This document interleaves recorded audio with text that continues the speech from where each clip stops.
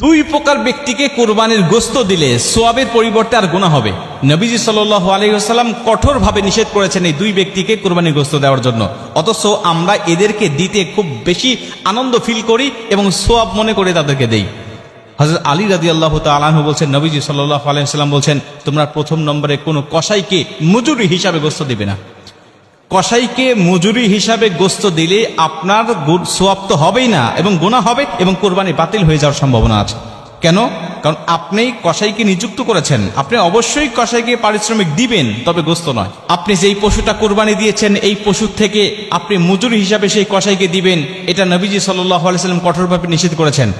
আপনি কসাইকে নিযুক্ত করার পূর্বে তার সাথে আপনাকে চুক্তি করতে হবে, আপনি অবশ্যই তাকে পারিশ্রমিক দিবেন, তাকে ঠকাবেন না, কোনোভাবেই নয়। এবং নবীজি তো মজুরিদেরকে বলেছেন যে তার গায়ের ঘাম শুকিয়ে যাওয়ার আগে তার পাওনাটাকে বুঝিয়ে দাও। অতএব সেই নবী কখনোই তাদেরকে ঠকাবেন না। নবীজি সাল্লাল্লাহু আলাইহি ওয়াসাল্লাম বলছেন অবশ্যই তাদেরকে মজুরি দিতে হবে, পারিশ্রমিক দিতে হবে, কিন্তু এই কোরবানির পশু থেকে নয়, দিতে হবে তোমার ইনকামের মধ্য থেকে, তোমার সম্পদের মধ্য থেকে। এরপরে আপনি তাকে উপযুক্ত পারিশ্রমিকটা বুঝিয়ে দেওয়ার পরে আপনি অন্য 10 জনকে যে পরিমাণ গোশত দেন বা যে নিয়তে আপনি গোশত দেন, আপনি তাকে ঠিক সেইভাবেই আপনি তাকে কিছু দিয়ে দেন পারিশ্রমিক দেওয়ার পরে। কিন্তু আপনি গোশতকে পারিশ্রমিক হিসাবে দিয়ে দিলেন বা ওই আপনি মূল্য কম দিলেন যে আমি তো তাকে কিছু গোশত দিবই, অতএব মূল্য কম দিচ্ছি, তাহলে আপনার সওয়াব হবে না। 2 নম্বরে, যে ইমামকে দিয়ে বা যেই মানুষকে দিয়ে আপনি কোরবানির পশুটাকে আপনি জবাই করে নিয়েছেন, এই ইমামকে আপনি পারিশ্রমিক হিসাবে সে জবাই করে দিয়েছে আমি তাকে গোশত দিয়ে দিলাম না, এটা আপনি দিতে পারবেন না।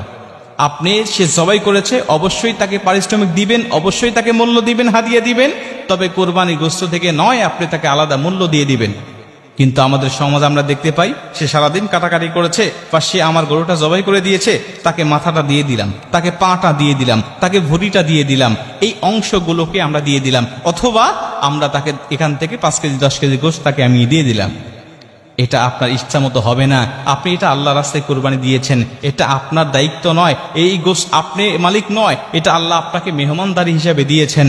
আপনি কেন এটা নিজে পারিশ্রমিক হিসাবে সেখান থেকে অন্য মানুষকে আপনি দিবেন? অবশ্যই আপনাকে মূল্য তাদেরকে দিতে হবে। যদি পারিশ্রমিক হিসাবে 2 জনকে আপনি গোশত দেন, তাহলে আপনার কোরবানি এই গোশত এখানে সোয়াবের কোনো আশা আপনি করতে পারেন না। এখান থেকে আপনার গুনাহ হওয়ার সম্ভাবনা, গুনাহ হবে এবং কোরবানি বাতিল হয়ে যাওয়ার